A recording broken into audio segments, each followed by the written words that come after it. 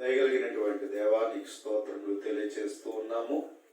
నీ కుమారుడైన యేసుక్రీస్తు ప్రభు ద్వారా మమ్మల్ని ఎంతగానో ప్రేమించినందుకు దేవా కృతజ్ఞతాస్తుతులు చెల్లిస్తా ఉన్నాం. తండ్రి, ఇదిగో నాయన, అంతలో కనబడి అంతలో మాయమైపోయి ఆవిరి వంటి బ్రతుకులకు ఆయుష్నిస్తూ ఆరోగ్యాన్ని ఇస్తూ మీ కృపను బట్టి మమ్మల్ని నడిపింపజేయుచున్న రీతిని బట్టి నాయన కృతజ్ఞతలు. మరి ముఖ్యముగా మేము పరసంబంధమైన మా తండ్రి ఆశీర్వాదాలు మేము పొందుకోవడానికి క్రీస్తులో మాకు ఇచ్చినటువంటి ఇటు కృపను బట్టి నాయన కృతజ్ఞతాస్తుతులు చెల్లిస్తా ఉన్నాం.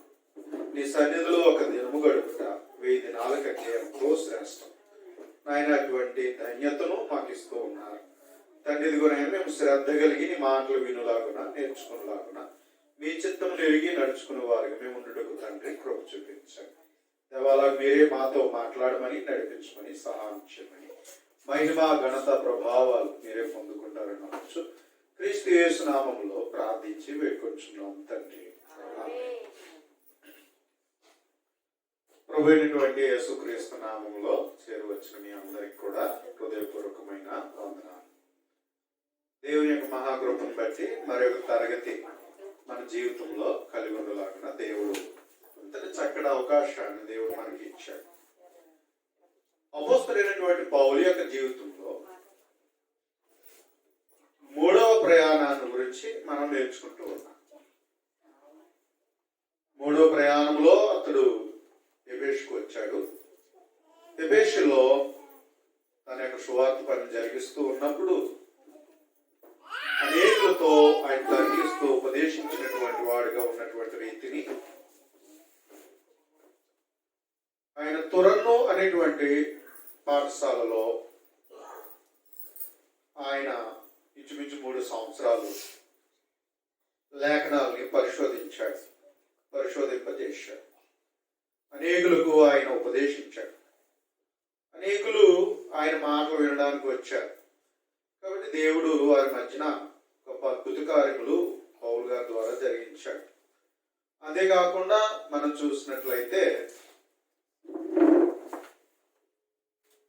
వారి మధ్య దెయ్యములు కూడా వెలువడినటువంటి పరిస్థితిని, దేవుని వాక్యం ప్రభావంతో ప్రబలమై వ్యాపించింది అనేటువంటి సంగతులను మనం చూసాం.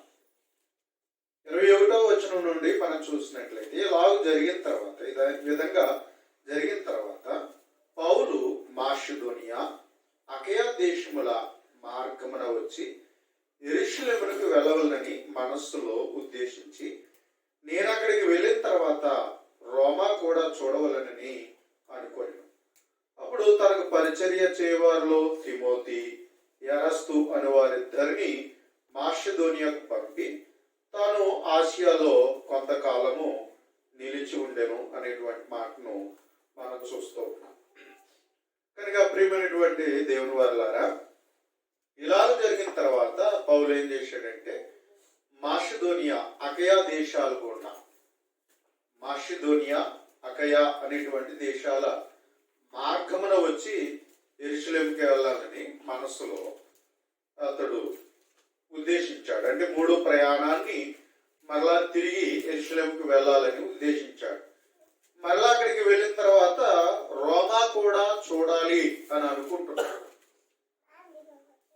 చాలా శాతం మనం అనుకున్నదోటి జరిగేదోటి అన్నట్టు ఉంటుంది పరిస్థితులు కదా.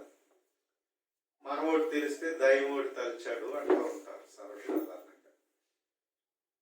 ఏదేమైనా దేవుడు మన మేలు కొరకే ఉద్దేశించి మనకు అనుకూలంగానే దేవుడు జరిగించేవాడు. కొన్నిసార్లు మనం అనుకుంటా ఉంటాం, ఏంటి ఇలా జరుగుతుంది, నాకెందుకే ఇలా జరుగుతున్నది అనేటువంటి రీతిలో కొన్నిసార్లు అపోహలు కలిగి ఉంటాం. కానీ అన్నిటికీ కారణం దేవుడు కాదు. మనం వేసే అడుగులు అవి సరైన కానప్పుడు అవి మనకి ప్రతికూలంగా కూడా జరిగేటువంటి అవకాశాలు ఉంటాయి. అవి అలా ఎందుకు జరుగుతాయండి అంటే, దేవుడు అలా రాశాడా, దేవుడు అలా చేశాడంటే లేదు.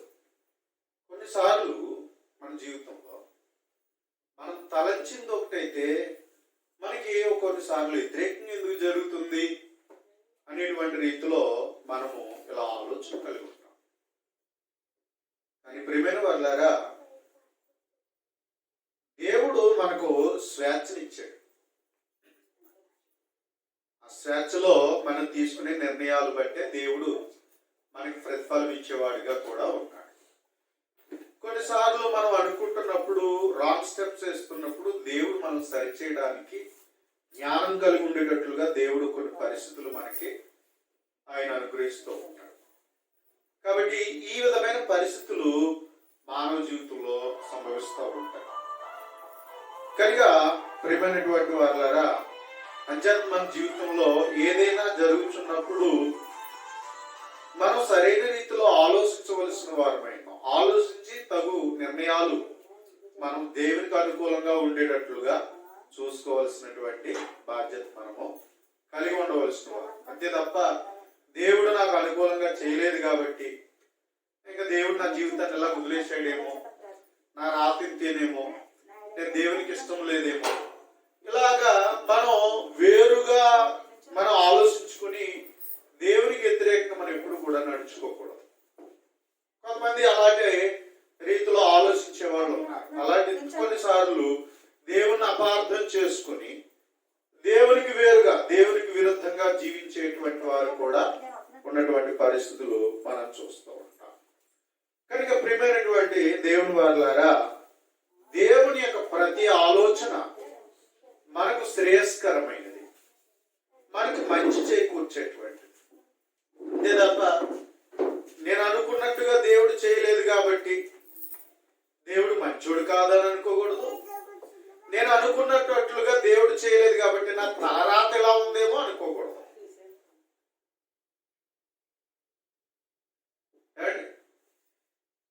కనుక కొన్ని నిర్ణయాలు దేవుడు మనకు మేలు కలిగేటట్లుగా జరిగించేవాడు. కొన్ని నిర్ణయాలు మనం చేసుకున్న తప్పుడు అడుగులను బట్టి కూడా, అంటే అది పేరెంట్స్ని బట్టి అయి ఉండొచ్చు, తల్లిదండ్రులను బట్టి అయి ఉండొచ్చు, లేదా పిల్లలు బట్టి అయి ఉండొచ్చు, లేదా మన జీవితంలో ఏదో చేసిన తప్పుడు అడుగులను బట్టి కూడా ఏం జరిగే అవకాశం ఉంటుందంటే కొన్నిసార్లు అవి మన మీద ప్రభావితము చేసి ఉండవచ్చు. అందుకని ప్రతిదానికి మనం దేవుని మీద నింద వేసి ఆయనను అనడానికి మనం సరిపో. కాబట్టి ప్రియమైన వారులారా, ఏదైనప్పటికీ కూడా మన జీవితంలో దేవుణ్ణి అర్థం చేసుకోవడానికి ప్రయత్నం చేయాలి. దేవుని అర్థం చేసుకోవాలి. అంత త్వరగా మన జీవితంలో మనకు అనుకూలంగా దేవుని అర్థం చేసుకోవాలంటే అది ఎప్పటికీ సాధ్యపడదు, అర్థం అవదు. దేవుడు చాలా మంది తమకు అనుకూలంగా దేవుణ్ణి అర్థం చేసుకోవాలని ప్రయత్నం చేస్తూ ఉంటారు. ఎప్పుడు కూడా అలా ఆలోచన చేస్తే దేవుడు అర్థం కాదు. మన కోణంలో ఎప్పుడు కూడా దేవుణ్ణి ఆలోచించకూడదు.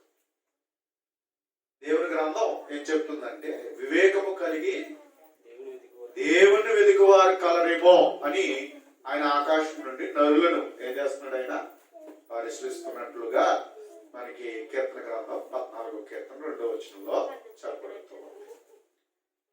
కాబట్టి దేవుని ఎలా వెతకాలి అంటే వివేకము కలిగి దేవుని వెతకాలి. కానీ మనం ఏం చేస్తాం, దేవుని అర్థం చేసుకోవడానికి మనకు కొన్ని షరతులు పెట్టి, నువ్వు దేవుడు అయితే నువ్వు రుజువుపరుచుకో, నువ్వు ఇలాగే చేస్తే నేను నిన్ను నమ్ముతాను,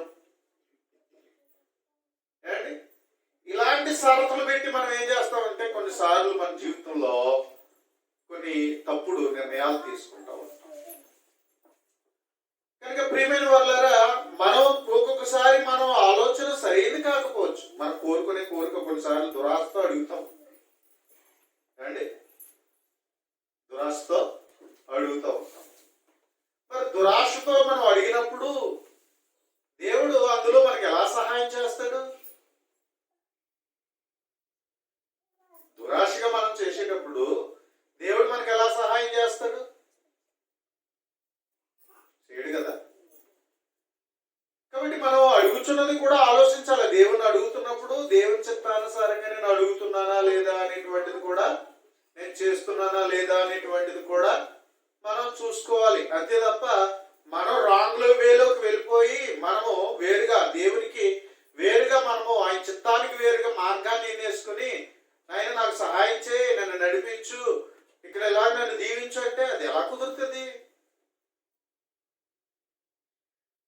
మనం మారాలా, ఆయన మారాలా?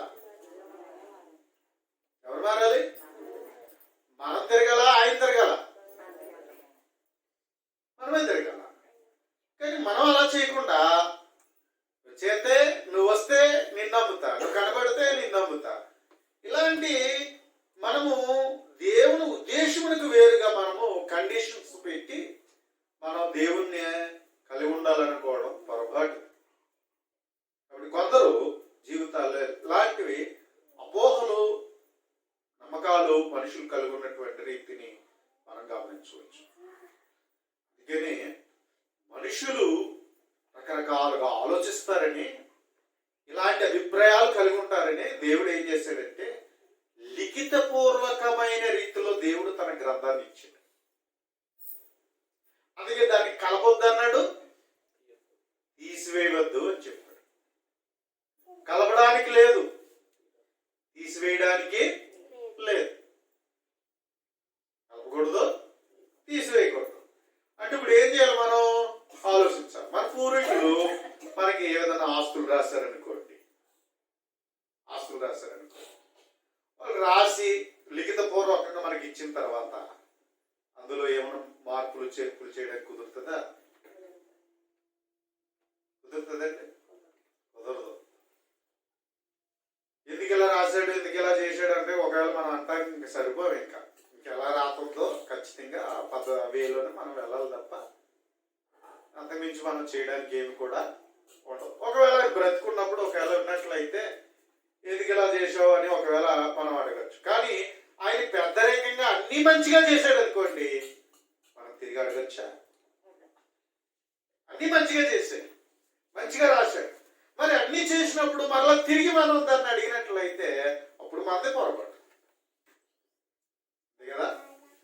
అలాగే దేవుడు కూడా మనము సరైనటువంటి జ్ఞానవంతులుగా దేవుడు ఉండేటువంటి పరలోకంలో మన జీవితాలు కొనసాగించబడడానికి సరైన అడుగుజాడలు మన జీవితంలో వేస్తూ దేవుని యొక్క చిత్తానుసారంగా బ్రతకడానికి దేవుడు మనకి ఏం చేశాడంటే తన పరిశుద్ధ గ్రంథాన్ని దేవుడు మనకి ఇచ్చాడు. ప్రతి మనిషి యొక్క జీవితంలో దేవుడే నడిపింపు కలిగి ఉండాలి, దేవుని యొక్క నడిపింపు కలిగి ఉండాలి. ప్రతి మనిషి జీవితంలో ప్రతి నిర్ణయము కూడా దేవుని చిత్తానుసారంగా ఉండాలి. కాబట్టి అది మన జీవితంలో అలాంటి నిర్ణయాలు మనం తీసుకోవలసినటువంటి వారమే. అలాగే మనం పూర్తిగా ఎవరి తట్టు తిరగాలి? దేవుని తట్టు తిరగాలి.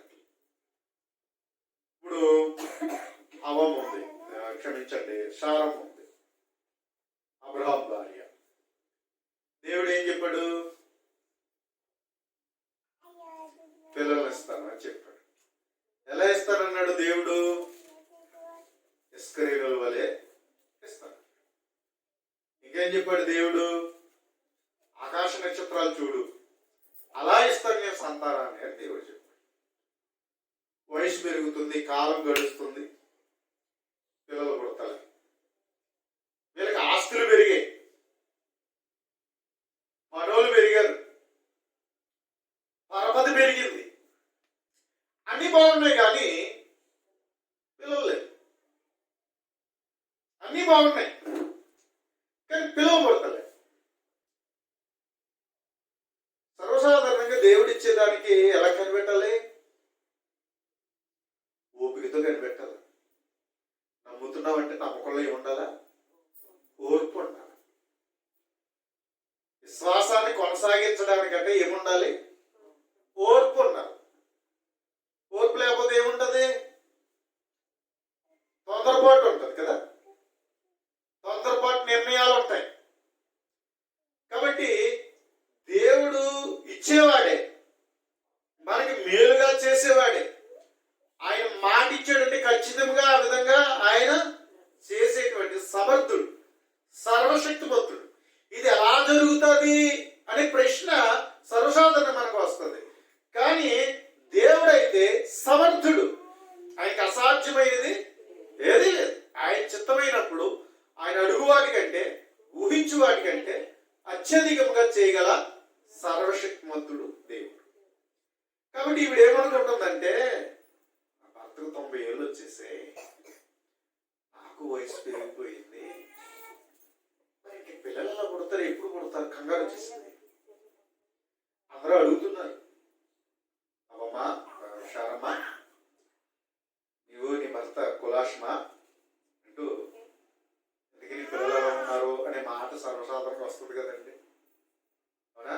ఎవరైనా కనపడ్డారనుకోండి ఏం అడుగుతారు? కులాసా ప్రశ్నలు ఏమడుగుతారు? ఏ ప్రశ్నలు అడుగుతారు? బాగున్నారా, మీ ఇంట్లో వాళ్ళందరూ బాగున్నారా, మీ పిల్లలు బాగున్నారా అని అడుగుతారు.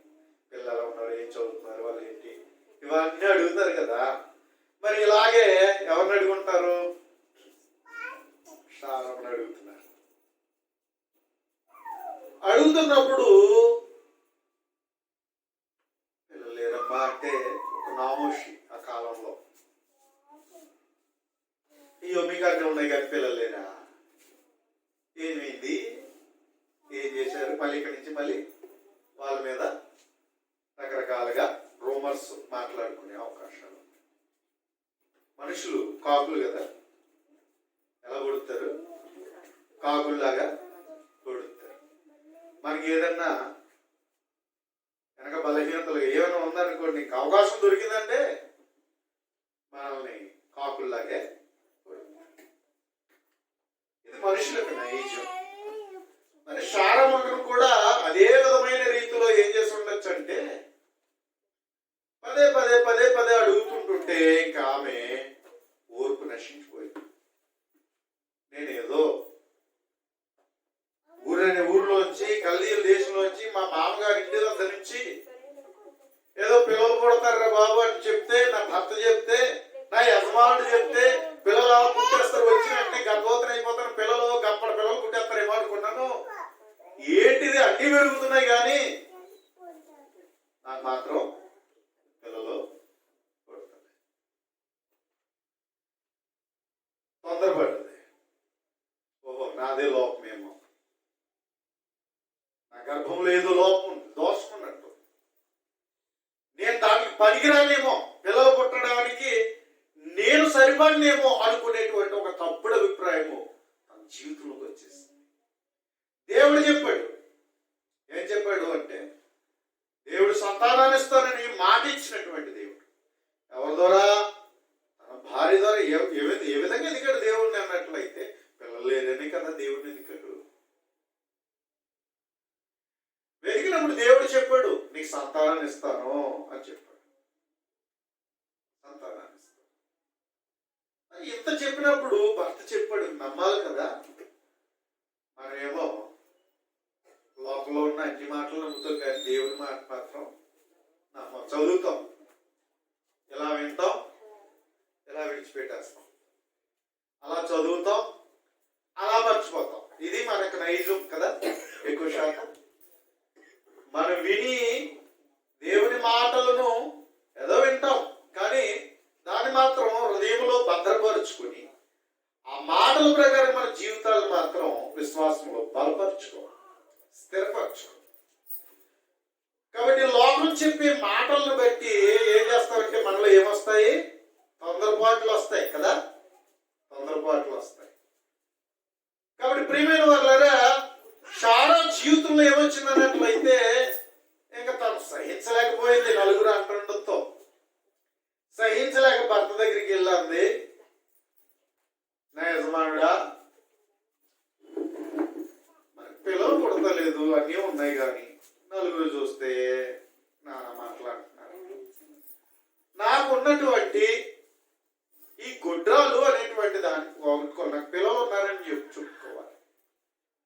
పిల్లలు నాకు కలుగుతారంటే ఎంతవరకు చూసాం, వయసు పెరిగిపోతుంది, నాకు మాత్రం పుట్టేటువంటి పరిస్థితి లేదు.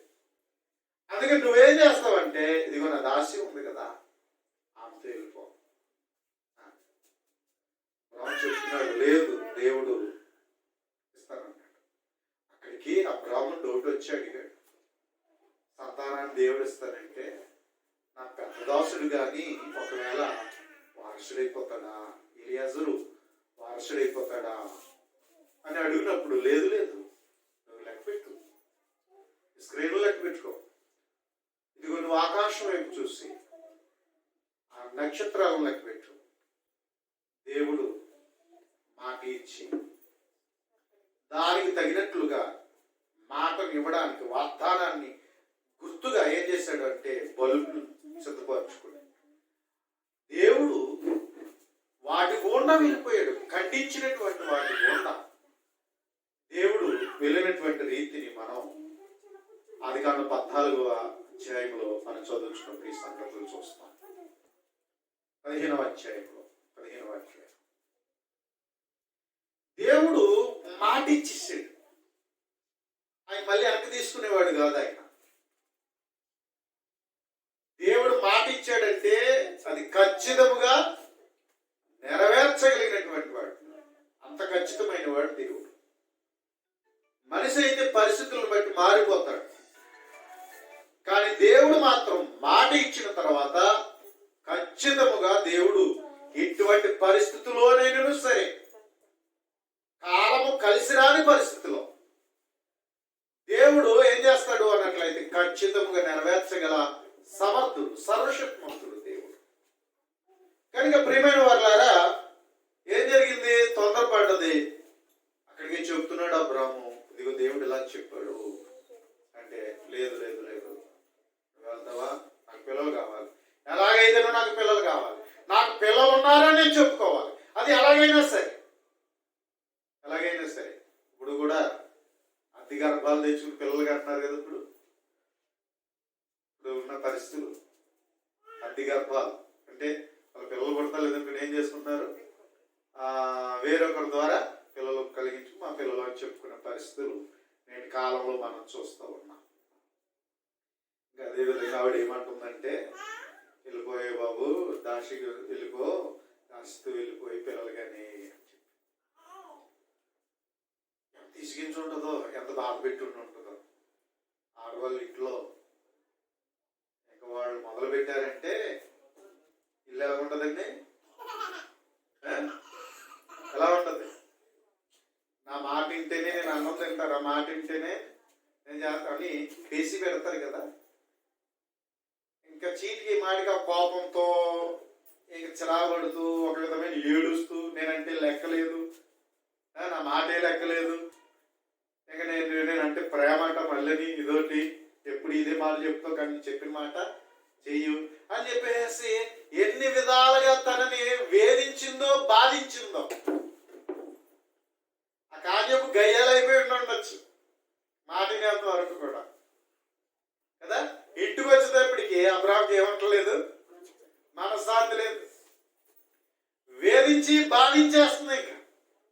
ఇంకా అటువంటి పరిస్థితిలో సరే నువ్వేమంటే అదే, నువ్వంటే నాకు ప్రాణం, నీ మాటను ఎప్పుడైనా కాదన్నా కాబట్టి సరే అని చెప్పేసి తను ఏం చేశాడు అన్నట్లయితే హగర్తో వెళ్ళిపోయాడు. ఆమె గర్భవతి. అక్కడి నుంచి ప్రారంభమైంది ఇంట్లో సమస్య. ఎవరిని చిన్న చూపు చూస్తుందట? సారానే చిన్న చూపు చూస్తుంది. చూసారా? సారాని ఏం చేసిందంటే చిన్న చూపులు చూస్తుందంట. ఆఖరు దాసి కాలకాడు ఉండేది నేను మీదకి వచ్చింది. కాబట్టి నేనే పిల్లలకైనా తల్లి అయ్యాను కాబట్టి నువ్వు గుడ్రలే అన్నట్లుగా చిన్న చూపు చూస్తుంది. నా యజమానుడికి నేను నిజంగా ప్రేమ పంచగలిగిన వాడిని అయ్యాను, ఇప్పటికీ నేను బిడ్డనిచ్చేటువంటి స్థితిని ఇచ్చాను కాబట్టి నేను గొప్ప, నీ పెత్తనం లేదు, నీ గొడవ లేదు, ఇక్కడి నుంచి నేనే అన్నట్లుగా ఆమె ఏం చేస్తున్నట్లయితే చిన్న చూపు చూస్తుంది. చూసింది ఇంక మనకు అర్థమైపోయింది. మాట ఇంటలే. కొద్దిగా అర్థమవుతా అయిందన్నప్పుడు కొంచెం సంతోషపడి కదంతా ఏం చేసి ఉండొచ్చు అంటే, జాగ్రత్త అమ్మా, ఇలా తిను, అలా తిను, అయిపోయి ఎలా చేయకండి ఏదో షారా కొంచెం అడావుడు చేసి ఉండొచ్చు. ఇంకా ఇలాంటి చేస్తే ఇంకెలా ఉంటుంది? గారాబం చేస్తే నెత్తికెక్కుతారు కదా, అది సహజం కదా. కాబట్టి ఇప్పుడు జరిగిన పరిస్థితి ఏంటంటే, ఈ హాగరు ఈ విధంగా చూసి అక్కడి నుంచి చిన్న చూపు చూస్తుంటే అక్కడి నుంచి ప్రారంభమైంది టార్చర్. మళ్ళీ వెళ్ళిపోయింది భర్త దగ్గరికి. నువ్వు నాకు అన్యాయం చేసేసావు, నువ్వు నా మీద ప్రేమ తప్పు చేసావు, ఏంటి పరిస్థితి అంటే, ఇదిగో దాన్ని ఇంట్లోంచి పంపించేయి అంట మొదలుపెట్టి. అక్కడ పంపించేయి, నేను ఉండలేను ఇంట్లో. అక్కడి నుంచి సరే అని చెప్పేసి తన భార్య మాట విని పంపించేసి, అలా దేవుడు అక్కడితో చెప్పి మరలా వెనక్కి తిరిగి తీసుకొచ్చినప్పుడు ఆమె అణిగి మరలా సారాతో ఉన్నటువంటి రీతిని చూస్తున్నాం. కుమారుడు కలిగాడు. ఆ కుమారుడు అడవి గాడిద వంటి వాడు అనేటువంటి విషయం చెప్పండి. అడవి గాడిద ఇష్మాయేలు పుట్టాడు. ఈరోజు ఇస్మాయేలు ప్రపంచానికి నిజంగా అడవి గాడిదలు వాళ్ళ మాట తప్ప ఇంకెవరి మాట అంటారు.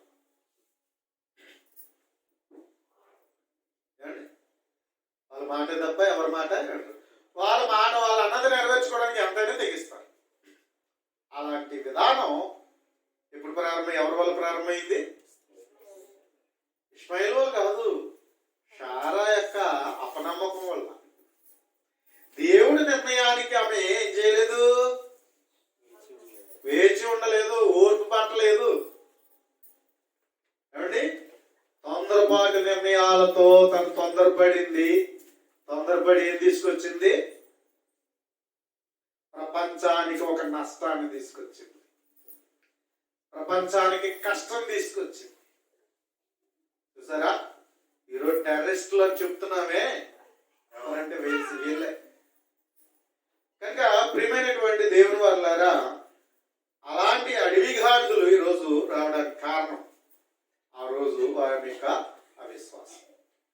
కనుక ప్రియమైన వాళ్ళారా, దేవుడు ఇచ్చే దాని కొరకు ఎదురు చూడాలి. దేవుడు మనకి ఎప్పుడు మంచిగానే చేస్తాడు, అంతే తప్ప దేవుడిని ఏంటి నా జీవితంలో కష్టాలు పెట్టేశాడు, నష్టాలు పెట్టేశాడు, బాధలు పెట్టేశాడు, నేను ఎంత ఎలాగ ఉన్నా సరే ఏంటి నేను అనుకున్నట్టుగా జరగట్లేదు అని ఏం తీసుకోకూడదు, తొందరపాటు నిర్ణయాలు తీసుకోకూడదు. ఓకే, నీకున్న సమస్యలను బట్టి నీ ప్రాణం విసిగిపోతూ ఉండొచ్చు,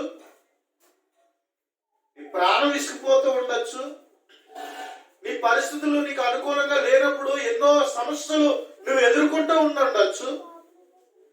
అయితే అటువంటి పరిస్థితుల్లో ఏం చేయాలంటే విశ్వాసమును బట్టి ఎలా ఉండాలట? ఓర్పు కలిగి ఉండాలి. కాబట్టి గైడెన్స్ అనేటువంటిది, దేవుడిచ్చేటువంటి గైడెన్స్ అనేటువంటిది మనకు అనుకూలంగా ఉండకపోవచ్చేమో, కానీ ఆయన ఆలోచించిన ఆలోచన మాత్రం మనకి ఎప్పుడు మంచి చేసేటువంటిది, మనకి ఎప్పుడు మేలు చేసేటువంటిది. అయితే ప్రియమైన వాళ్ళారా, ఏం చేయాలి? ఓర్పు కలిగి మన జీవితాల్లో ముందుకు మనము విశ్వాసంతో అడుగులు వేయాలి. నువ్వు అనుకోకు నాకు మంచి రోజులు రావు, నాకు అనుకూలంగా జరగదు అని ఎప్పుడు కూడా అనుకో. దేవుడు నీకెప్పుడు మేలు కలిగేటట్లుగా చేయగలిగినవాడు, నీకెప్పుడు మంచి చేస్తాడు. ఆయన నిర్ణయాలు చాలా గొప్పవి, వాటిని మనం వాటిని అర్థం చేసుకోవాలి. అందుకే దేవుణ్ణి ఎప్పుడూ అర్థం చేసుకోవడానికి ప్రయత్నం చేయగలరు. అంతేదా కొందరు ఏం చేస్తున్నారంటే పరిస్థితులను బట్టి దేవుని అపార్థం చేసుకునే వాళ్ళుగా ఉన్నారు. ప్రియమైన వాళ్ళారా, మనం అలా ఉండడానికి వీల్లేదు. తండ్రి కొట్టాడు కదా అని చెడ్డోడా, అమ్మ తిట్టింది కదా అని రాక్షస ఏంటి పిల్లలు అలా అనుకుంటారు కదా. నాన్న కొంచెం కఠినంగా వ్యవహరించాడని, గద్దించాడని నాన్ననేమో ఒక రాక్షసుడిగాను, తల్లి ఏమో ఒకవేళ ఏదో మంచి కోరి చెప్తున్నప్పుడు చదువుకోమని, మంచిగా పనులు నేర్చుకోమని చెప్తున్నప్పుడు ఏదైనా ఒకవేళ చెడు స్నేహాలు కానీ, చెడు అలవాట్లు కానీ ఏదైనా లోనవుతున్నప్పుడు తల్లిగా ఏదైనా ఒకవేళ చెప్పినప్పుడు తల్లి ఎలా కనిపించవచ్చు? రాక్షసిగా కనిపించవచ్చు. కానీ ఒక్కసారి ఆలోచిస్తే, పిల్లలుగా అర్థం చేసుకుంటే, నా మంచి కోరే కదా నా పిల్లలు మంచి క్రమశిక్షణలో ఒక ప్రయోజకుడుగా నన్ను తీర్చిదిద్దాలని కదా నా తల్లిదండ్రులు నా కొరకు ఇంతలాగా క్రమశిక్షణలో నడిపిస్తున్నారు. అర్థం చేసుకుంటే అర్థమవుతుంది. అర్థం కాలేదనుకోండి ఏం చేస్తారు? ఇంట్లోంచి పారిపోయి కొంతమంది అండి, ఇంకా అక్కడి నుంచి వాళ్ళ మీద ఒక వ్యతిరేక భావాన్ని పెట్టుకుని ఇంకా వాళ్ళు చెప్పింది ఏంటంటే వ్యతిరేక భావన పెట్టుకుని వాళ్ళ మీద వ్యతిరేకమైన ఆలోచనలు కలిగి ఉండేటువంటి రీతిలో కొంతమంది బిడ్డలు మనం చూస్తాం.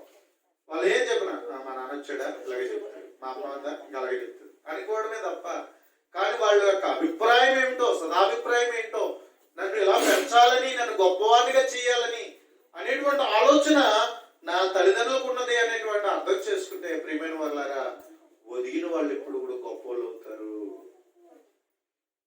లోబట్టి పిల్లలు ఎప్పుడు కూడా గొప్ప వాళ్ళు అవుతారు.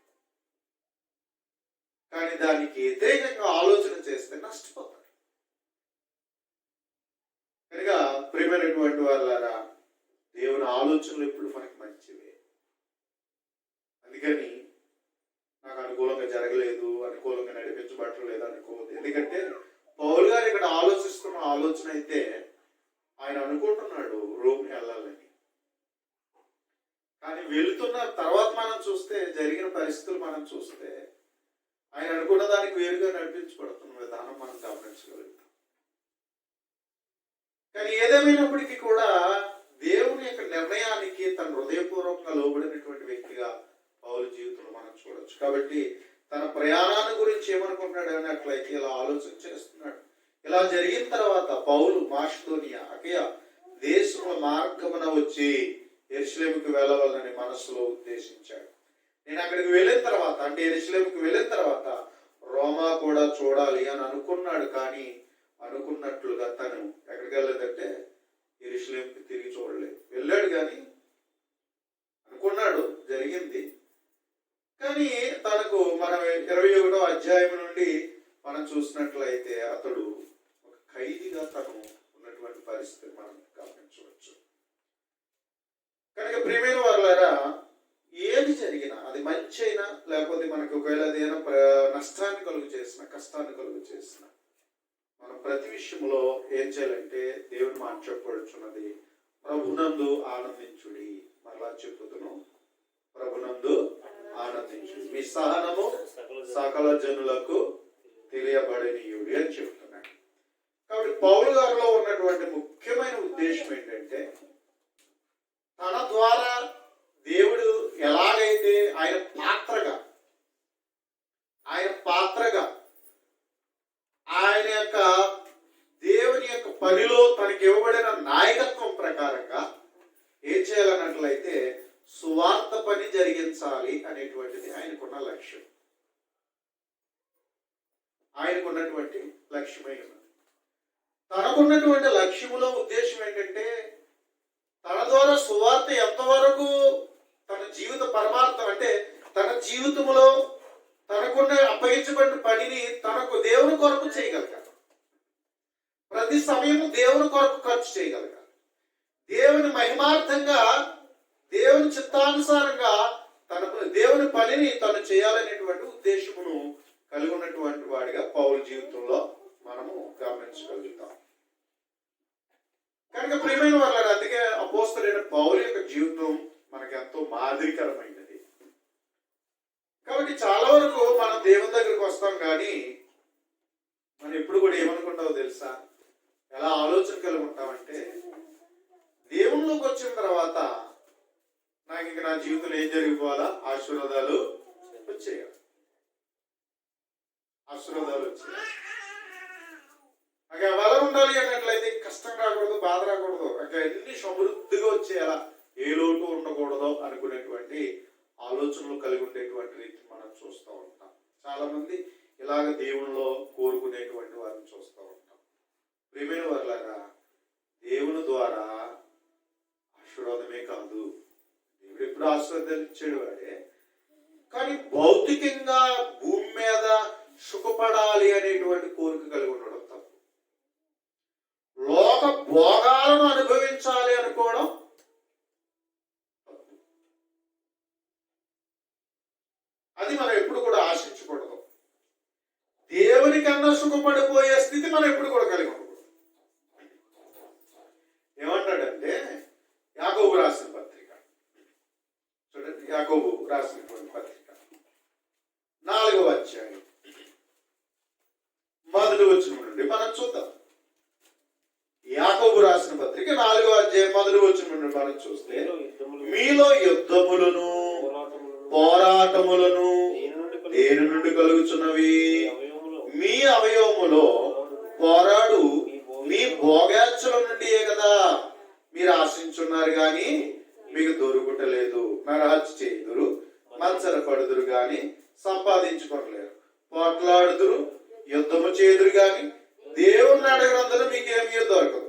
మీరు అడిగినను మీ భోగముల నిమిత్తం వినియోగించుటకై దురుద్దేశములతో అడుగుదురు గనక మీకేమీ దొరుకుటలేదు అని చెప్పాడు. కాబట్టి ఇక్కడ ఏమంటున్నాడు అన్నట్లయితే, మీరు అడిగినను దేవుణ్ణి అడగాలట, పొందుకోవాలట. కానీ అడిగినను మనం ఏమడకూడదు? మన భోగముల నిమిత్తం వినియోగించుటకై దురుద్దేశంతో అడగకూడదట. అలా అడిగితే దేవుడు మనకి ఏది కూడా ఇవ్వడట. ఒకవేళ అలాగే మనకు కావాలని కోరుకున్నట్లయితే చాలా వరకు లోక సంబంధంగా మనము, శరీర సంబంధంగా మనం ఉండిపోయే అవకాశం ఉంది. అంచేత మనం దేవునికి అనుకూలంగా ఉండేటువంటి అవకాశము ఉంది. అందుకని ప్రియమైనటువంటి వాళ్ళారా, ఒకవేళ అందుకని మనము ఏ విధంగా దేవుని అడుగుతున్నాము, ఏ విధంగా మనం దేవునిలో పొందుకోవాలనుకుంటున్నాం అనేది కూడా ఆలోచించగలగాలి. కానీ పౌలు యొక్క జీవితంలో మనం చూస్తే ఎక్కడ తనకి జీవితంలో సుఖానికి కానీ భోగానికి కానీ ఆలోచించిన వ్యక్తి కాదు. సుఖానికి కానీ భోగానికి నిమిత్తం కానీ ఆలోచించినటువంటి వ్యక్తి కాదు.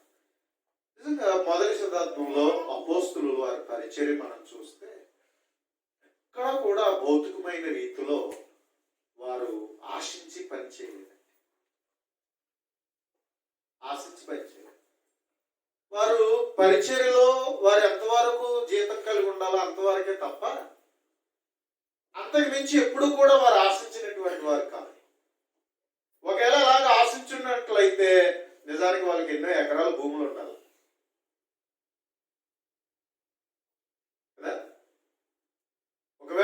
ఒకవేళ అలా ఆశించుంటే ఎన్నో ఎకరాల భూములు ఉండాలి, ఎన్నో ఆస్తులు కలిగినటువంటి వారుగా ఉండాలి. కానీ ప్రియమైనటువంటి వాళ్ళారా, మనం వారి గురించి మనం పరిశీలించినప్పుడు వారికంటూ భూమి మీద ఏమీ సంపాదించుకోలేదు. అది అపోస్తుల జీవితాల్లో మనం చూస్తాం. ఇప్పుడు తోమ గారు భారతదేశానికి వచ్చాడు అని వింటున్నాం. మరి తోమ గారు ఇక్కడ ఏమైనా కొనుక్కున్నారా? ఏం కలిగి ఉన్నారంటే ఏమీ లేదు. కనుక మొదటి శతాబ్దంలో ఉన్న పరిచర్య చాలా నిస్వార్థమైన పరిచర్య అండి. వారికి అనుకూలంగా ఎప్పుడూ కూడా వారి పరిచర్యను చేసినటువంటి వారు కాదు. కాబట్టి వారు ఏ విధంగా దేవుడు ప్రభు చేత పిలువబడడం జరిగిందో, ఆ పనికి వాళ్ళు నియమితులయ్యారో, ఆ పనికి తగినటువంటి వారిగానే దేవుని పనిని జరిగించినటువంటి వారిగా మనము చూడగలుగుతాం. అందుకోసం వాళ్ళు ప్రయాణాలలో ఎక్కడ కూడా తమకు అనుకూలమైన గైడెన్స్ తీసుకోలేదు, నడిపింపును తీసుకోలేదు. తమకు అనుకూలంగా ఎక్కడ కూడా సెటిల్మెంట్స్ లేవు. వాళ్ళకి మొదటి శతాబ్దంలో సెటిల్ అయిపోలేదు. వాళ్ళు ఇది మాది అనుకునేటట్లుగా, నాది అనుకునేటట్లుగా ఎప్పుడు కూడా ఏనాడు కూడా వాళ్ళు జరిగించలేదు. సంఘములో కూడా ఇది నా సంఘం అన్నట్లుగా వాళ్ళు ఎప్పుడు వ్యవహరించలేదు.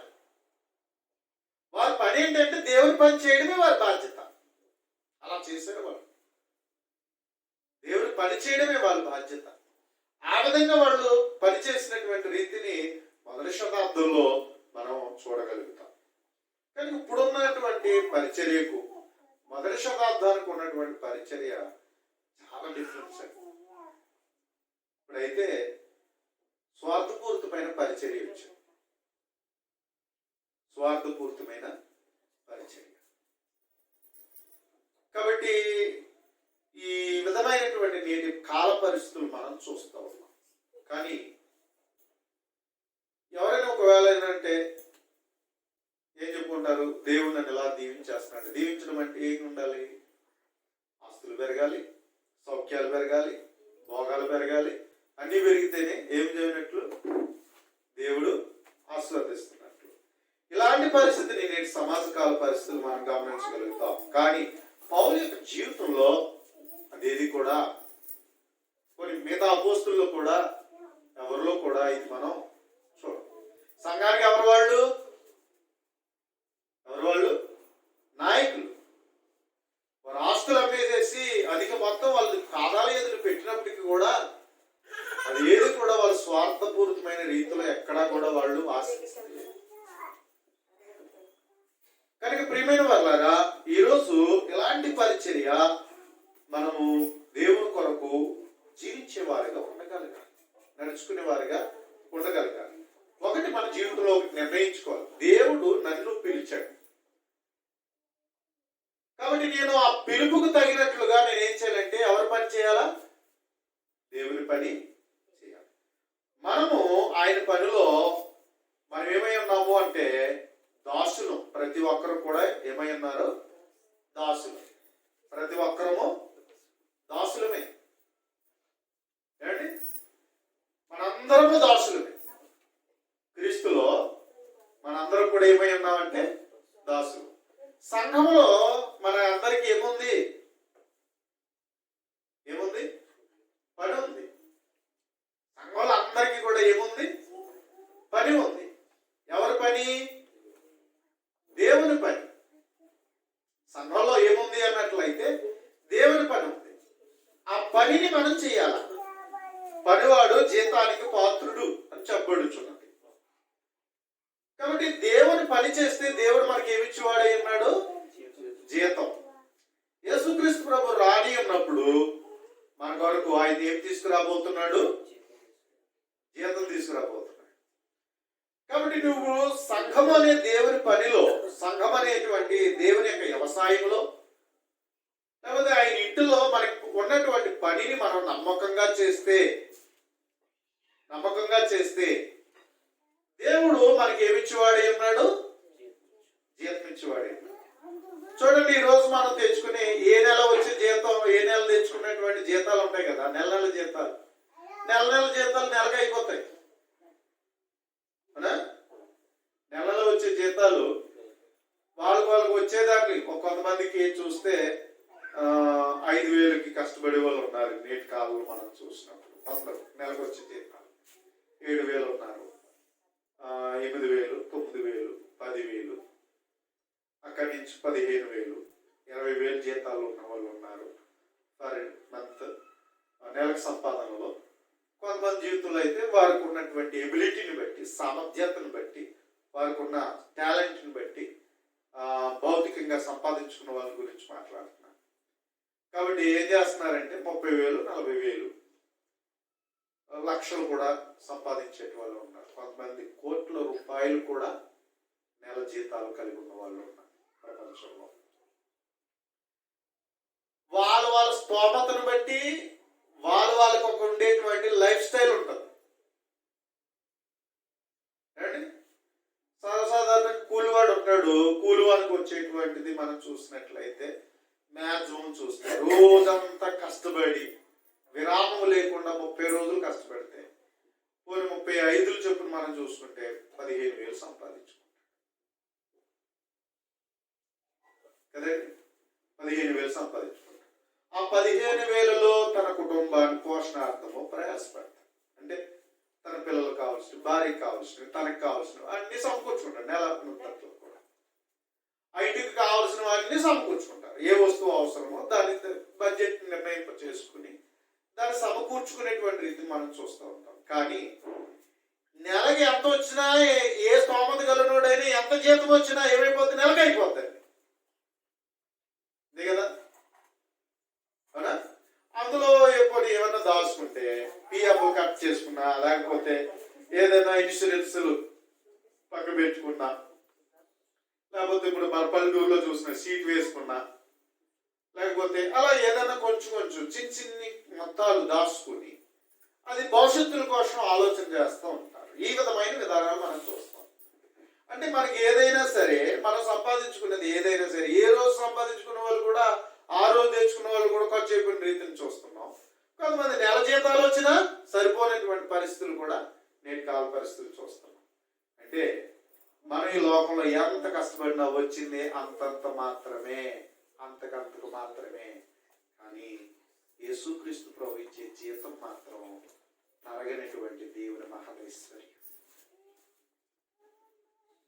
ఈ భూమి మీద మనం కష్టపడేటప్పుడు ప్రియమైన వాళ్ళారా దేనికోసం?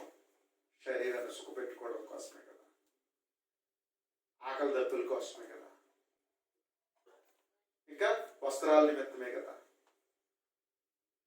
మనకు కావలసిన సరైనటువంటి శరీరాన్ని సుఖపెట్టడం కోసమే లగ్జరీస్ అంటే ఇంట్లో కావాల్సిన ప్రతి వస్తువు సమకూర్చుకుంటాం మన సంపాదనలో నుంచి. కానీ యేసుక్రీస్తు ప్రభుస్తున్న జీవితం ఎలాంటిదో తెలుసా? ఆకలి ఉండదట, దప్పిక ఉండదట. ఈ శరీరం అంతా చూసారా, ఇది క్షయమైపోయే శరీరం.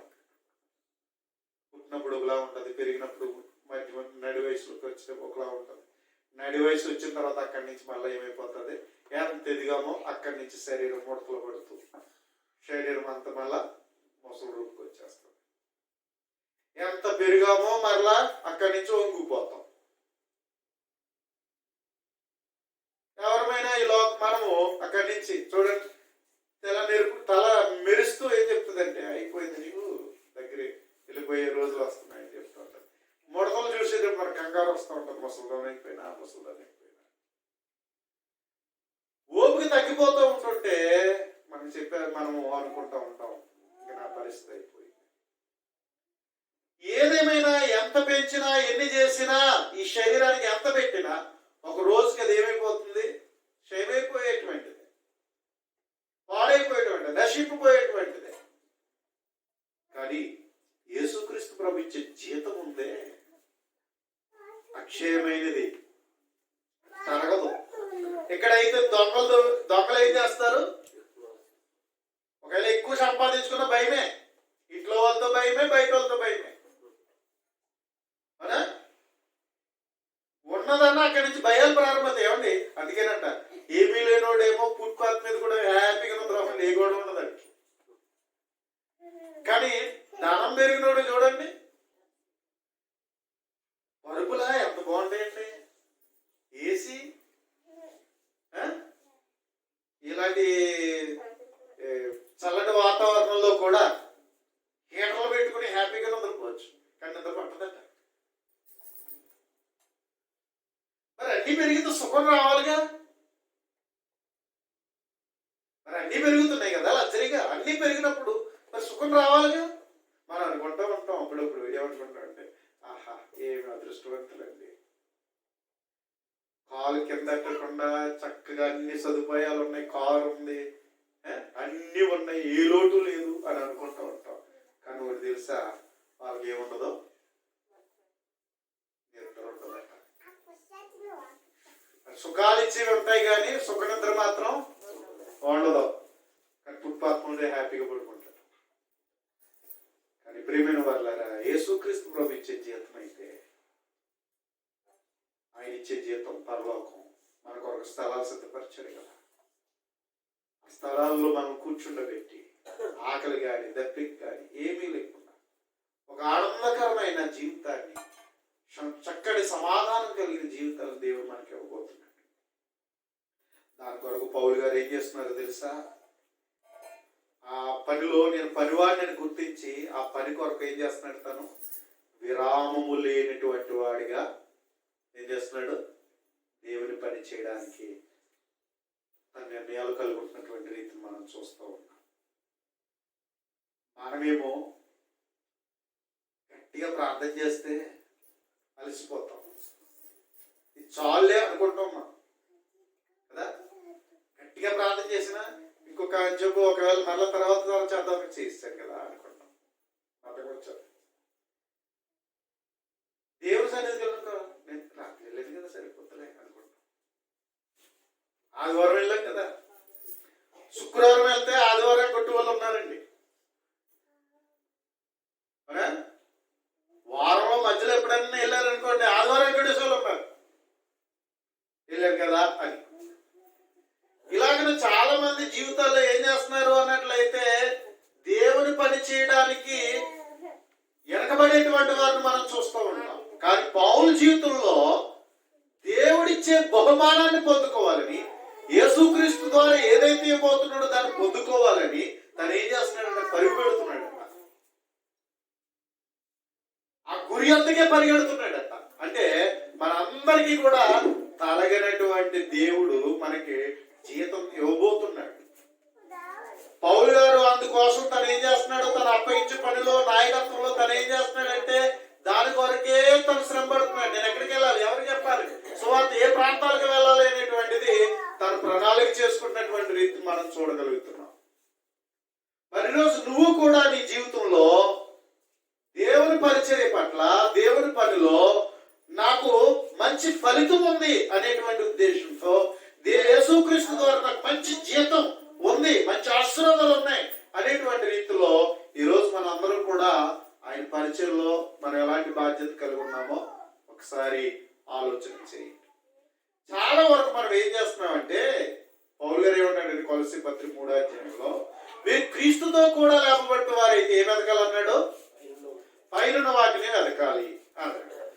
దేని మీద మనసు పెట్టకూడదు, భూ సంబంధమైన వాటి మీద మనసు పెట్టకూడదు. కానీ మనం ఏమంటున్నామంటే, ఎంతకాలం దేవుణ్ణి నమ్ముకున్నా దేవుడు నాకేం చేయలేదు, అందరూ బాగుంటున్నారు నేను బాగుంటలేదు. ఏమండి, కొంచెం సరుగులు ప్రారంభమవుతున్నాయి కదా మన జీవితంలో. అవునా, ఏం చేస్తున్నాం మనం, సరుగులు వస్తున్నాయి. నాకే దేవుడు ఎలా పెట్టేశాడు, మా ఇంట్లోనే ఎలా జరుగుతుంది, మాకే ఎలా జరుగుతుంది, ఏంటో దేవుడు నన్ను ఎలా చూస్తున్నాడు ఏంటో. అందుకని కొంతమంది ఇలాంటి ఆలోచన ప్రార్థన కూడా చేయకుండా మానేస్తున్నారట. ఇలాంటి ఆలోచన వచ్చినప్పుడు ఏం చేస్తారు, దేవుడి సన్నిధికి వెళ్ళడం కూడా ఎందుకు వచ్చిందిలే, వచ్చే వారం వెళ్దాంలే.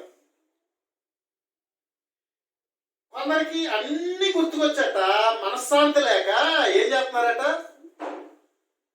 ప్రార్థన మానేస్తున్నారట. కొంతమంది అంటూ ఉంటారు, ప్రార్థన కూడా చేసుకుంటట్లేదండి, వాక్యం కూడా చదవబుద్దట్లేదండి, చర్చికి కూడా వెళ్ళబుద్దట్లేదు, ఎందుకు వెళ్తాంలే అట్లేదు. ఇలాంటి వాళ్ళు ఉంటారు. అందుకని ఏమంటారంటే, మీరే ప్రార్థన చేయండి, ప్రార్థన చేసుకుంటారు, ఏమో దేవుడు మమ్మల్ని ఎప్పుడు కనిపిస్తాడు, దేవుడు మాకు ఎప్పుడు మేలు చేస్తాడు. ఇలాంటి రీతిలో చెప్పేటువంటి రీతి చూస్తున్నాం. పౌలు గారి జీవితంలో ఎన్ని కష్టాలండి, ఎంత జరిగిందా, తర్వాత వచ్చిన కానీ కష్టం మళ్ళీ ప్రారంభమైతే వచ్చేవారు చెప్తాడు. ఎంత జరిగింది కదా, అక్కడి నుంచి తరిమేస్తే మళ్ళీ త్వరగా పాఠశాలకు వచ్చి మళ్ళీ అక్కడ పెట్టి ఎంత జరిగిస్తే మళ్ళీ అక్కడి నుంచి మళ్ళీ ఏం చేశారు, ఆ పౌలు అంతటోడు మేమున్నామని చెప్పేసి అడవాడు చేశారా, మేము కూడా వదిలిచెప్పం వేయాలని. అంటే ఎన్నో సమస్యలు వస్తూ ఉన్నాయి. అక్కడి నుంచి ఇలా అనుకుంటున్నాడు, కానీ ఇలా సర్ది మలిగింది, మంచి పేరు వచ్చింది, పర్వాలేదులే అంతా బాగుంది కదా అనుకునేటప్పటికే మళ్ళీ పక్కనే మళ్ళీ ఇంకో సమస్య వచ్చేసింది, మళ్ళీ ఇంకొక శోధన వచ్చింది, శ్రమ వచ్చింది. ప్రియమైన వాళ్ళారా, కష్టాలు వచ్చినప్పుడు ఓర్పు కలిగి జీవించాలి, కానీ తొందరపాటు జీవితాలు మనకి పనికిరావు. పౌలు గారి జీవితంలో ఇంకా ఇలాంటి ఎదురవుతాయని తనకు తెలుసు, అయినప్పటికీ నేను సువార్త ప్రకటించాలి,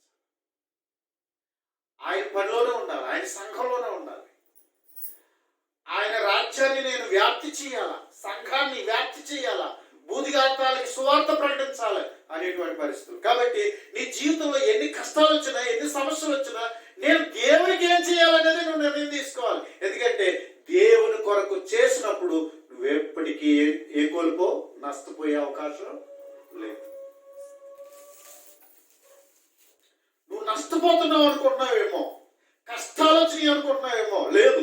దేవుని కొరకు నీవు చేస్తున్న పనికి ఖచ్చితంగా దేవుడు ప్రతిఫలం ఇచ్చేవాడు. మనుషులైతే ఇస్తానని మాట తప్పేవాళ్ళేమో కానీ, ఒకవేళ ఇచ్చే జీతంలో కూడా ఎకరాల పెట్టేసే వాళ్ళు ఉండొచ్చేమో కానీ, దేవుడు మాత్రం ఖచ్చితంగా నీకు నీ జీవితంలో ప్రతిఫలాన్ని ఇచ్చేవాడు. ఆయన నమ్మదగిన వాడు, ఆయన ఎంతైనా నమ్మదగిన వాడు అనేటువంటి విషయాన్ని దేవుడు గ్రంథం తెలియచేయబడుచున్నాడు. కనుక ప్రియమైన వాళ్ళ అందుకని నీకు నేను విశ్వాసులు అని చెప్పుకుంటే ఎలా ఉండాలి మన విశ్వాసం? పౌలు గారి దగ్గరికి వచ్చి ఆ విశ్వాసానికి పరీక్షలు ఎదురైనప్పుడు మరింతగా ఓర్పు కలిగి మన జీవితంలో ఏం చేయాలా? విశ్వాసాన్ని నిలబెట్టుకోవాలి, కానీ విశ్వాసములు వెనకంజ వేసేవారిగా ఉండకూడదు. విశ్వాసంలో వెనకంజ వేసేవారిగా ఉండకూడదు. కనుక నీ విశ్వాసం ఎలా ఉంది? చాలా మంది అనేసుకుంటున్నాం, నేను నమ్మేశాను మంచిదే, కానీ దేవునికి అనుకూలంగా ఉందా నీ విశ్వాసం? పరీక్షించుకోవాలి కదా. ఏం చేయాలంటే విశ్వాసాన్ని ఏం చేయాలా? పరీక్షించుకోవాలి. ఎప్పటికప్పుడు ఏం చేసుకోవాలా? పరీక్షించుకుంటూనే ఉండాలి. ప్రియమైన వాళ్ళారా, నీ దగ్గర ఉన్న డబ్బులు కానీ, నీ దగ్గర ఉన్న బంగారం కానీ, ఏదైనా విలువైన పత్రాలు కానీ ఏం చేస్తారు? ఎప్పటికప్పుడు వెలుగుగా జాగ్రత్తగా చూసుకోరా. ఎందుకని? అవి అమూల్యమైనవి కాబట్టి. అంతేనా? అమూల్యమైనవి కాబట్టి. కానీ విశ్వాసం కూడా ఏమని చెప్పబడుతుందంటే అమూల్యమైన విశ్వాసము అని చెప్పబడుతుంది. మిగతావన్నీ కూడా ఒట్టివే, ఒకవేళ అవి అర్థమైపోయేవి, కానీ విశ్వాసం మాత్రం ఎప్పటికీ కూడా అది విలువైంది. అది నీ జీవితంలో ఉన్నప్పుడు ప్రియమైన వాళ్ళరా అది పెరగాలి, కానీ ఏమవకూడదు, తరగకూడదు. అది ఎప్పుడు దృఢంగా ఉండాలి, కానీ వీక్ అయిపోకూడదు. అందుకని దాన్ని ఎప్పుడు మనం ఏం చేసుకోవాలి? పరీక్షించుకోవాలట, చూసుకోవాలట. దేవునికి తగినట్లుగా నా విశ్వాసం ఉందా లేదా, దేవునికి ఇష్టంగా ఉన్నానా లేదా అని ఎప్పుడు ఏం చేయాలంటే మనం మన విశ్వాసాన్ని పరీక్షించుకునే వారికి ఉండాలి. చివరికి మాట చూసుకుని ముగించుకుందాం. కొరింథీయులకు రాసిన 2వ పత్రిక 13వ అధ్యాయం 5వ వచనంలో, కొరింథీయులకు రాసిన 2వ పత్రిక 13వ అధ్యాయము 5వ వచనంలో మనం చూసినట్లయితే, మీరు విశ్వాసం గలవారై ఉన్నారో లేదో మిమ్మల్ని మీరే శోధించుకుని చూచుకొనుడి, మిమ్మల్ని మీరే పరీక్షించుకొనుడి. మీరు భ్రష్టులు కాని ఎడల యేసుక్రీస్తు మీలో ఉన్నాడని మిమ్మల్ని గురించి మీరే ఎరుగరా అంటున్నాడు. మీరు విశ్వాసం గలవారై ఉన్నారో లేదో మిమ్మల్ని మీరే ఏం చేసుకోమంటున్నాడు? శోధించుకోవాలట. ఏం చేసుకోవాలి? శోధించుకోవాలి. నా విశ్వాసం దేవునికి అనుకూలంగా, దేవుని చిత్తానుసారంగా దృఢంగా ఉందా లేదా? ఎందుకంటే యేసు ప్రభు ఈ భూమి మీద ఉన్నప్పుడు అల్ప విశ్వాసాన్ని చూసి బాధపడ్డాడు కదా. అల్ప విశ్వాసులారా మీరెందుకు సందేహించుతున్నారు అని చెప్పి. అందుకని మన విశ్వాసంలో ఏమైనా వీక్ అయిపోతున్నామా, మన విశ్వాసంలో ఏమైనా తేడా వస్తుందా అనేటువంటిది మన జీవితంలో ఏం చేసుకోవాలన్నట్లయితే ప్రియమైన వాళ్ళారా, విశ్వాసం గలవారమై ఉన్నారో లేదో అని ఏం చేసుకోవాలంట? శోధించుకోవాలంట. నా విశ్వాసం ఎలా ఉంది, నా విశ్వాసం ఎలా ఉంది, ఈ రోజు నేను నా విశ్వాసం ఎలా ఉందని ఎవరికి వారిగా ఏం చేసుకోవాలంటే శోధించుకుని ఎప్పటికప్పుడు శోధించుకుంటూ చూసుకుంటూనే ఉండాలట. ఎందుకంటే విశ్వాసం లేకుండా దేవునికి ఇష్టలైనట అసాధ్యం అన్నాడు. అందుకని మన విశ్వాసం ఏం చేయాలంటే శోధించుకోవాలి. మిమ్మల్ని మీరే పరీక్షించుకోండి అన్నాడు. ఎందుకంటే భ్రష్టులమైపోయే అవకాశాలు ఉన్నాయి కాబట్టి. మనలోంచి వెళ్ళిపోయిన దెయ్యం అలాంటి దెయ్యాలు తీసుకొస్తుందట. చెడ్డవైన 7 తనకంటే చెడ్డవైన 7 దెయ్యాలు తీసుకొస్తుందట. విశ్వాసంలో ఉన్నప్పుడే దాన్ని ఏం చేసావు? తరివేశాం దేవుని బట్టి. కానీ మనం నిర్లక్ష్యంగా ఉంటే, సరైన విశ్వాసం లేకపోతే ఏం చేస్తుంది? అమ్మా నేను ఒంటరిదాన్ని కాబట్టి నేను తరివేశావు కాబట్టి ఇప్పుడు నేనేం చేస్తానంటే నాకన్నా చెడ్డవైన 7 దెయ్యాల్ని తీసుకొస్తాను, ఎలా జరుగుతుందో చూస్తానని వాడుతుందట. వచ్చినప్పుడు నువ్వు మెలుగుగా ఉండి దేవుడికి తగిన విశ్వాసం కలిగి ఉన్నావు అనుకో, దానికి మాత్రం ఏం లేదు, చోటు ఉండే అవకాశం లేదు. ఒకవేళ ఏమాత్రం అవకాశం ఇచ్చావా, మొదటి స్థితి కంటే కడపడి స్థితి మరి ఘోరం. అందుకని ఏం చేయాలి? మనం ఎప్పటికప్పుడు మన జీవితాల్లో శోధించుకుంటూ పరీక్షించుకునే వారికి ఉండాలి. భ్రష్టులు కాని ఎడలా ఎవరుంటారు? యేసుక్రీస్తు మీలో ఉన్నాడని మిమ్మల్ని గురించి మీరు ఎరుగరా అని చెప్తున్నాడు. కనుక ప్రియమైన వాళ్ళరా, భ్రష్టులైతే ఒకవేళ మనలో భ్రష్టత్వం ఏం చేస్తుంది? ప్రార్థన వెళ్దాంలే, వాక్యమా చదువుతాంలే, వారానికి వెళ్ళకపోతే పర్వాలేదు, ఇంకెలాగెలాగెలాగ ఏమైపోతాం? నీరసం వచ్చేద్దాం అనమాట. దేవుల్లో ఉన్నామని చెప్పుకుంటాం కానీ పూర్తిగా దేవుల్లో నిలబడలేం. నిలబడలేనటువంటి పరిస్థితి అనమాట. ఇంకా అలాగే చూడండి, అందుకని ఏం మాట్లాడదా బాగా చూడు, ఏం వస్తలేదేంటి అంటే ఎన్నిసార్లు చెప్పినా సరే వస్తాను చేసుకుంటారులే, నీకేంటంట ఏంటంటే మాటలు వస్తూ ఉంటాయి. ప్రార్థన చేసుకున్నా అన్నారు అనుకోండి, బైబిల్ చదవా అన్నారు అనుకోండి, ప్రార్థన రావట్లేదే అన్నారు అనుకోండి, ఏ మాటలు వస్తూ ఉంటాయి. కానీ ఆ గొడవ నీకెందుకంటే నీ గొడవ నువ్వు చూసుకుంటావు. అక్కడి నుంచి ఇలాంటి మాటలు వస్తూ ఉంటాయి. ఇది అంటే ఎవరు వచ్చేసారు? తనకన్నా చెడ్డవైన 7 దెయ్యాలు తీసుకొచ్చి. అందుకని కొందరు చూసి మనకి ఏం వేస్తూ ఉంటుంది, ఆశ్చర్యం వేస్తూ ఉంటుంది. ఇది అయిపోయేటి అని. కనుక ప్రియమైన వాళ్ళ కారణం ఇది. అందుకని ఏం చేసుకోవాలంటే ఎప్పటికప్పుడు ఏం చూసుకోవాలి? విశ్వాసాన్ని పరీక్షించుకోవాలి, చూసుకోవాలి. కాబట్టి ఎప్పుడు ఎలా ఉండకూడదు? అశ్రద్ధగా ఉండకూడదు. అందుకే పౌలు గారి జీవితంలో నేను పరిగెడుతున్నాను బహుమానం పొందుకోవాలని పరిగెడుతున్నానని చెప్తున్నాను. అందుకని నేను చాలా కష్టపడిపోయాను అనుకోని ఎప్పుడు కూడా తీరుబడిగా ఆయన ఉండలేదు. దేవుని కొరకు నేను ఏం చేయాలా? నా ప్రాణం బ్రతుకుడు క్రీస్తే, చావైతే లాభం. బ్రతికినంత వరకు ఎవరి కొరకు బ్రతకాలి? క్రీస్తు కొరకే బ్రతకాలి. ఒకవేళ చనిపోయినా క్రీస్తు కొరకే చనిపోవాలి. నన్ను ఎలా పిలిచాడు ఆ పిలుపుకు తగినట్లుగా నా జీవితము ఉండాలనుకున్నాను. అందుకని గొప్ప నాయకత్వాన్ని ఆయన చేశాడు. కాబట్టి అందుకే ఆయన గురించి మనం నేర్చుకోవడం కారణం. కనుక ప్రియమైన వాళ్ళారా, ఈరోజు నువ్వు నేను కూడా ఈ తరాలలో, ఈ కాలంలో నేను అలా ఉండాలి అనేటువంటి తీర్మానాలు చేసుకుంటూ మనం మేలుకొల్పుకోవాలని కోరచ్చు. ఈ మాటల ద్వారా నీ జీవితాన్ని పురుకొల్పుకోవాలని కోరచ్చు. ఆ విధంగా ఒక మంచి క్రైస్తవుడిగా నీ జీవితాన్ని నడిపించుకోవాలని ఈ హెచ్చరిక మాటలు తెలియజేస్తున్నాను. మీ అందరికీ ప్రార్థన చేసుకున్నాం. పరిశుద్ధుడా, దయగలిగినటువంటి తండ్రి, మీకు స్తోత్రాలు. ఈ రాత్రికాల సమయంలో ఎంతో విలువైనటువంటి మాటలు మాకు ఇచ్చినందుకు నాయన కృతజ్ఞతాస్తుతులు చెల్లిస్తూ ఉన్నాం. పౌలు గారి జీవితంలో నాయన ఇదిగో మా తండ్రి, మీ కొరకు పిలువబడి మీరు అప్పగించినటువంటి పనిలో తను ఏ విధంగా మా తండ్రి ఇదిగో నాయన మరి అన్యజనులకు అపోస్తులుగా ఎన్నిక చేయబడి నాయన ఇదిగో ఆత్మను సంపాదించుటలో, సంఘము క్షేమాభివృద్ధి పరిచటలో, తనకున్న బాధ్యతలన్నింటిలో కూడా ఇదిగో తన్ని ఎంతో ప్రయాసపడుతున్నటువంటి రీతిని మేము చూస్తూ ఉన్నాం. అలాగే మా తండ్రి ఇదిగో నాయన ఈనాడు మేము కూడా ఇదిగో తండ్రి క్రైస్తవులుగా తీర్మానం చేసుకున్నాం, నీ పిల్లలుగా ఉండడానికి తీర్మానం చేసుకున్నాం. తండ్రి ఇదిగో దేవా, అలా పిలువబడిన మా జీవితంలో కూడా నీ సంఘమని, నీ పనిలో నీ కుమారుడు ఇవ్వబోయేటువంటి జీతం కొరకు మా తండ్రి ఇదిగో మేము దాన్ని అర్హత సాధించేటువంటి వారికి ఉండటకు నాయన కృప చూపించండి. ఇదిగో నాయన లోకంలో కొందరు అవిశ్వాసం వలన నిన్ను అర్థం చేసుకోలేక, నీవు నడిపింపును అర్థం చేసుకోలేక తమకు అనుకూలంగా ఆలోచించుకుని మా తండ్రి ఇదిగో దేవా సరిగేవారిగా ఉన్నటువంటి వారిని అందరిలో మేము చూస్తున్నాం. సంశయం కలిగి ఉండేటువంటి వారిగా చూస్తున్నాం.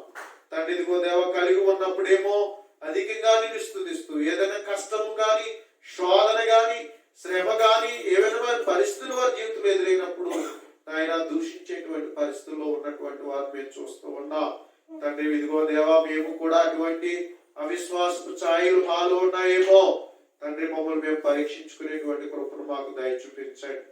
క్రీస్తునందు స్థిరమైన విశ్వాసము కలిగి ఇదిగో తండ్రి దృఢము కలిగి మా బ్రతుకంతట్లో ఓర్పుతో ముందుకు కొనసాగించబడేటట్లుగా దేవ సహాయం చేయండి. ఒకవేళ మేము ఏదైనా విశ్వాసంలో ఓర్పును సన్నగిల్లి మా తండ్రి ఇదిగో నాయనా మేము ఏదైనా నీకు విరుద్ధమైన తొందరపాటు నిర్ణయాలు తీసుకుంటున్నామేమో, తొందరపాటు ఆలోచనలు కలిగి ఉంటున్నామేమో దేవా, మమ్మల్ని క్షమించండి.